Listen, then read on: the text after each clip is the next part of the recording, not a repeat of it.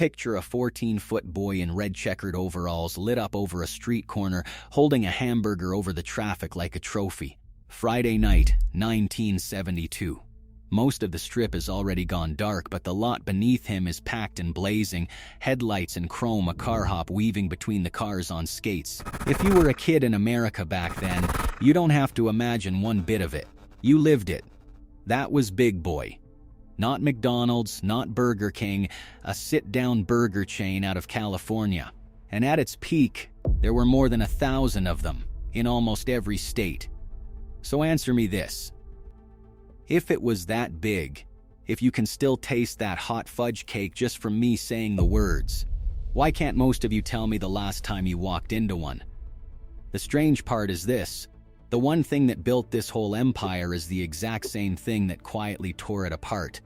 It all comes down to a single handshake, made before most of you were even born. You're going to see it coming a mile away.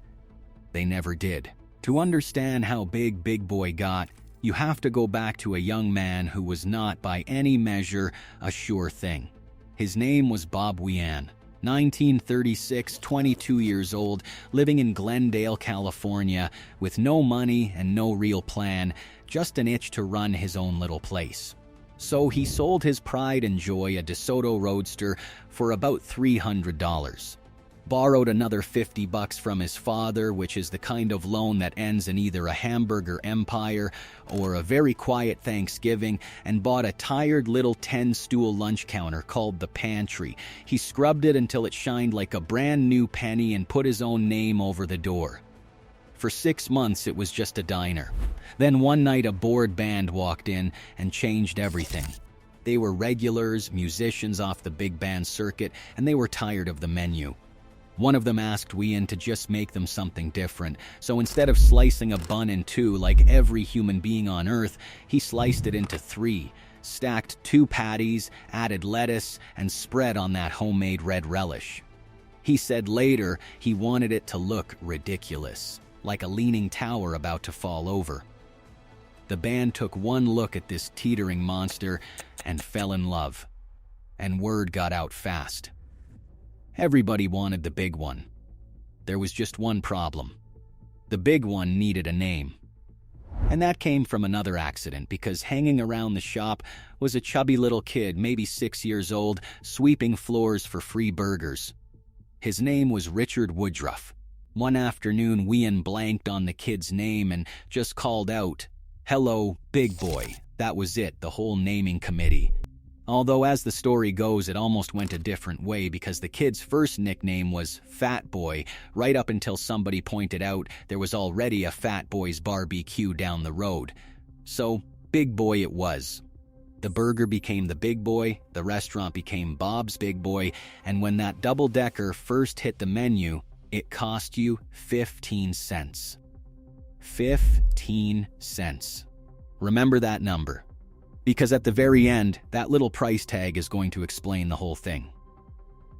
Now, before we go one step further, I want you to actually stand inside one of these places. Because if you were around back then, you already know this feeling in your body. You walked in and somebody handed the kids a free comic book, which meant an instant fight over who got to hold it. You slid into one of those vinyl booths that grab the backs of your bare legs in the summer. And you opened a menu that went on forever. Because the thing people forget about Big Boy is that it was never really about the burger. Frisch has had a fish sandwich people still talk about like a lost relative. Eaton Park had a strawberry pie more famous than the burger. There was the salad bar, and that blue cheese dressing so good people bought it by the bottle. There was the breakfast bar on a Sunday, the brawny lad, spaghetti big enough to defeat a grown man, and the hot fudge cake, warm cake, cold ice cream. Hot fudge down the sides, the one you can still taste right now. And the thing people chase hardest all these years later is the sauce. That reddish, tangy relish Wian mixed up himself was half the reason the burger tasted like nothing else. There are folks who still buy it by the jar. There are folks who walk into a McDonald's to this day and ask, completely straight-faced, for tartar sauce on their burger, just chasing a taste they lost. So hold that feeling right here, all of it, because this is the one idea the whole story turns on. Big Boy belonged to everybody a little bit. Keep that in your head. It's the reason it got huge, and it's the reason it slipped away. Because it had one more piece, the part burned into your memory. That grinning boy on the sign. And how he came to be is almost too perfect. A young animator named Ben Washam, a guy who would spend the next 30 years drawing Looney Tunes cartoons alongside Chuck Jones, was hungry one day and short on cash, so he sketched that chubby boy on a napkin and traded the drawing for a free lunch. The going rate for one of the most famous mascots in America, it turns out, was exactly one hamburger. Then they put him in his own comic book, Adventures of the Big Boy, first written by the same little company about to become Marvel, some issues by Stan Lee himself. They handed it out free to kids at the tables, and it ran, believe it or not, all the way to 1996. And it got enormous. At its peak, that little giveaway comic was printing well over 1 million copies an issue, outshipping Superman and Spider-Man several times over. A whole generation read their very first comic in a vinyl booth, waiting on fries. But that's the sweet part. Here comes the handshake. By the late 1940s, Wian's idea was spilling out of California, and he wanted his name protected everywhere. To lock that down, he needed big boys operating coast to coast, fast. So he cut franchise deals that were, frankly, almost suspiciously generous. When the Elias brothers up in Detroit signed on as his first big franchisee in 1952, they paid him 1% of sales. 1%. That's not a franchise fee, that's a tip. But the tiny fee wasn't the important part.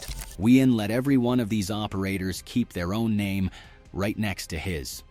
In Michigan, it was Elias Brothers Big Boy. In Cincinnati, Frisch's, down south, Shoney's, in Pittsburgh, Eaton Park. Then Azars, Manners, Marks, Kips, JB's, LB's, Abdo's up in New England, Becker's in upstate New York, on and on, until there were something like 34 names all flying the same flag. And each one did its own thing. Its own prices, its own local specials, its own sauce. And most of you never even knew. If you grew up on Frisch's, Frisch's was just Frisch's. You'd have been stunned to learn that the Bobs out in California and the Shoney's down south were quietly serving you the exact same burger under a completely different sign.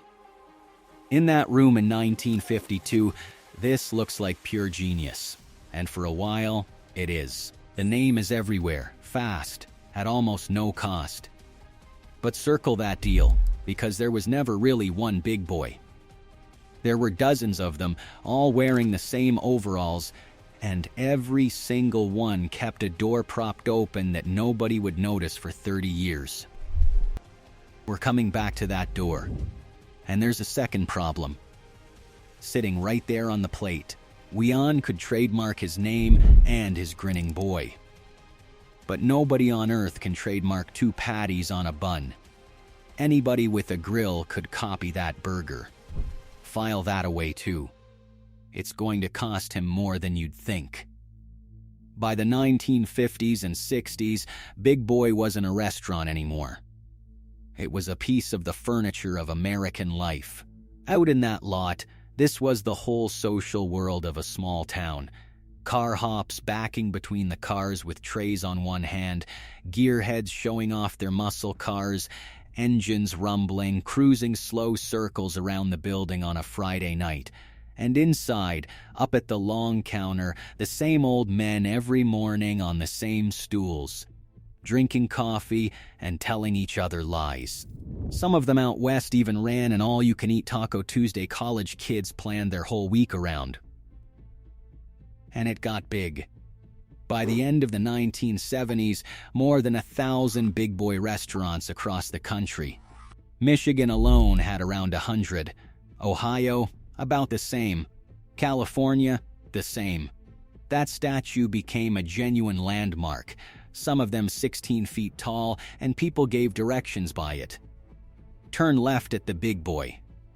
Meet me at the Big Boy. He was on the piggy bank kids kept on the dresser. And he was, apparently, irresistible to every carload of teenagers in America, because half the towns in this country have the same story about the year some kids stole the statue off the lot. One fraternity hauled theirs into a field only for a half-dozen police cars to come screaming up with the lights going. And those poor 18-year-olds nearly jumped out of their skin. Another crew out in New Mexico painted his checkers purple, turned his hamburger into a basketball, and hoisted the whole thing up onto the roof of the school gym. It got famous enough to leave a real dent in the culture. The oldest one still standing, the Bob's in Burbank. Opened in 1949 and is now a protected California landmark. And in the summer of 1965, 4 young men from Liverpool sat down in a booth in that very restaurant and had a meal. The Beatles ate at Bob's Big Boy. The director David Lynch loved that same Burbank spot so much that, the story goes, he came in nearly every single afternoon for years, always for a chocolate milkshake. And later, that same grinning statue got shot into space as a rocket in an Austin Powers movie. That's how deep this was baked into America. But strip all that away, and here's what Big Boy really was to most of you. It was just there. Every town, every Sunday, a booth that felt like it had your name on it. So ordinary it never once crossed your mind it could go away. Quick thing right here, on top of the mountain, before it all turns. If this is bringing it back for you, a like and a subscribe really does help us keep digging these old names up and giving them a proper send-off. That's the whole ask. Back to it. Because both of those quiet problems, the propped open door and the burger nobody could own, are about to come due at the exact same time. And the burger goes first. In 1967, McDonald's rolled out a new sandwich. 2 all-beef patties, a 3-piece bun, special sauce. Sound familiar? They called it the Big Mac, and it became the most famous hamburger in the world.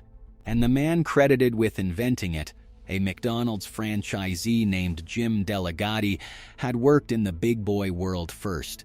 He knew that double-decker cold, and to his credit, he never pretended otherwise. He said, "Look, this was not like inventing the light bulb. The bulb was already there.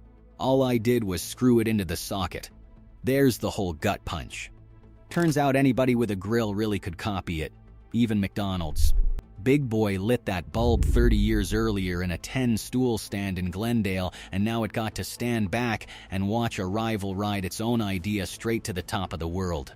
And that same year, the propped open door started to matter, because in 1967, Bob Wian sold the whole company. He'd taken some losses on a side business, his board pushed him, and he handed Bob's Big Boy and the national rights to the Marriott Corporation for $7 million. And that's the moment the mood shifts. Wian built this on handshakes and let his operators run their own show for a tip. Marriott was a corporation that wanted corporation profits. They ended the sweetheart deals, and the warmth started draining out. And here's the part that actually matters. Somewhere out there was a family that had gone to the same Big Boy every Friday for 15 years, and a waitress who knew their order, and a manager who slid an extra cookie onto the kid's plate. None of those people are reading a memo about franchise fees. They just start to notice, slowly, that their place doesn't quite feel like their place anymore. And it was a terrible time to lose a step, because out on the road, the whole way America ate was changing. McDonald's, Burger King, Wendy's, built for one thing above all else. Speed. You pulled up, grabbed a bag out of a window, and you were gone before you'd even have been seated at a Big Boy. And Big Boy was the opposite of that. Table service, real plates, a place to linger. Every single thing that made it wonderful also made it slower and pricier than a drive-thru, but none of that is what nearly finished Big Boy. Not directly. The real damage came through that door somebody propped open back in 1952, and one by one the people inside started walking out of it. Because if you're a franchisee who kept your own name the whole time, leaving costs you nothing. You peel the big boy off the sign, and you're still you. Your customers barely blink, because half of them thought they were eating at Frisch's or Shoney's the whole time anyway. First to go was Eaton Park, up in Pittsburgh in 1975. Marriott had killed the $1-a-year deal, so why keep paying to fly a flag you didn't need? They dropped the name and rolled right on as Eaton Park, still around today. And they were just the warm-up. Because then came the one that really hurt. Shoney's down in the southeast had quietly grown into the single largest big boy operator in the entire country. Nearly 400 restaurants, 392 to be exact, more than a third of the whole national chain, all under one roof. And in 1984, after a long trademark fight, Shoney's paid Marriott $13 million just to buy its way out of the deal, and then it walked. Dropped the name completely and simply became Shoney's. Just sit in that for a second. In one move, more than a third of every big boy in America stopped being a big boy. That statue came down off nearly 400 buildings, and the buildings didn't even close. They swapped the sign and kept selling the same food to the same people who never noticed a thing. That's the door from 1952 finally swinging wide open. Elby's dropped it. JB's out west let its deal expire and took another 100 restaurants with it. Abdo's left. One by one, the empire didn't so much collapse as it just dissolved. Everybody quietly went home to the name they'd been holding the whole time. Because there was never one big boy. It belonged to everybody a little bit, and the second the name stopped being worth the rent, everybody kept their peace and gave the rest back. And up top, things weren't sunnier. Marriott sold Big Boy back to the Elias brothers in Michigan in 1987, and by the year 2000, even they had gone bankrupt. What survived kept its headquarters in Michigan, quietly the last stronghold of Big Boy country. But the strangest chapter was still coming, and it came for the one operator most people thought of as Big Boy itself. Frisch's. Out of Cincinnati, Frisch's was the beating heart of Big Boy for the whole Midwest. For generations, that was Sunday dinner, that was the after-church spot. In 2001, Frisch's locked in its own permanent rights to the name in its region and broke off on its own. And it was fine. Until 2015, when the family sold Frisch's to a private equity firm. And that firm did the thing you see in so many of these stories. It sold off the actual buildings the restaurants sat in, then rented them right back. Great for a fast payday, a disaster when the rent comes due. And by 2024, it all came apart at once. Frisch's fell behind, owing millions, and the company that owned the buildings started evicting them. In about 4 months, Frisch's went from around 95 restaurants down to 31. Whole cities lost their Frisch's practically overnight. Places that had been somebody's Sunday tradition for 50 years went dark with barely a warning. If one of those was yours, I'm sorry. 50 years of your family's birthdays and after church lunches, and there wasn't even a proper goodbye. And then the story does something almost too absurd to believe. Because with all those empty Frisch's buildings in Ohio, the Michigan Big Boy Company saw a chance to move in and put real big boys in those exact spots. Perfect, right? Except Frisch's still owned the Big Boy name in that part of Ohio. So the Big Boy Company was legally forbidden from calling its own restaurants Big Boy, in the middle of Big Boy's own birthplace. So in 2025, they opened them under a different name, Dolly's Burgers and Shakes, after the old girlfriend character from the comics, because it was the one thing they were allowed to use. Read that back slowly. The Big Boy Company opening Big Boy restaurants in Big Boy country, not permitted to say the words Big Boy. That whole ridiculous knot traces straight back to that one decision to let everybody own a piece of the name. And those Dolly's locations never stood a chance. They opened and closed in about 7 months. It wasn't even the only indignity. A few years earlier, in 2020, the company floated retiring the Grinning Boy for good.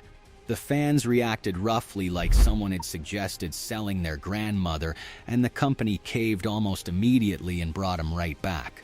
Which underneath the noise tells you something lovely. People still cared, deeply, and they were not about to let anybody take their big boy without a fight. So where does all of this leave us today? Not with a funeral, actually. There are still about 54 big boy restaurants run by the main company, most right there in Michigan, still sliding that double-decker across the counter to people who've been coming their whole lives. Frisch's is hanging on with around 31 of its own down in Ohio and Kentucky. And out in California, 4 of the original Bob's Big Boys are still standing, including the Burbank one, the oldest of them all, where the Beatles ate. That statue is still out front on Riverside Drive right now today, and here's a genuinely strange happy ending. There are more than 274 big boy restaurants over in Japan, thriving, packed. Most customers with no clue it was ever American. Big Boy basically faked its own death and moved overseas, and over there, it never missed a beat. So who killed Big Boy? Honestly, nobody did. There's no villain in this one. The burger belonged to everybody, so the whole world copied it, and one of those copies grew into the biggest chain on earth. And the name belonged to everybody, so when the hard times came, everybody kept their peace and walked. That's the thesis I gave you at the very start. Big Boy belonged to everybody a little bit, and a thing that belongs to everybody a little bit turns out to be an awfully hard thing to hold on to. Which brings us right back to 15 cents. That's what the burger cost the night a bored band dared a broke kid to make them something new. A sandwich anyone could copy, sold under a name he'd cheerfully hand to almost anybody. Everything that would make Big Boy huge and everything that would let it slip away was already sitting right there on the counter that first night. They just couldn't see it yet because they were too busy selling burgers to a room full of happy people. So tell me, which one was yours? What town, what year, and who did you go with? Was it a Bob's out west, a Frisch's in Ohio, a Shoney's down south, an Elias Brothers in Michigan, a Manners, an Abdow's, a Kip's? And be honest, when you shut your eyes and go back to that booth, what are you reaching for? The double-decker? The fish sandwich? That strawberry pie? Or was the hot fudge cake secretly carrying the whole thing the entire time? Drop it in the comments, because somebody down there is remembering the exact same grinning boy on the exact same corner that you are. And if you rode all the way to the end with me, thank you for taking the trip back. Subscribe, and I'll see you next week when we dig up another name you haven't thought about in 20 years.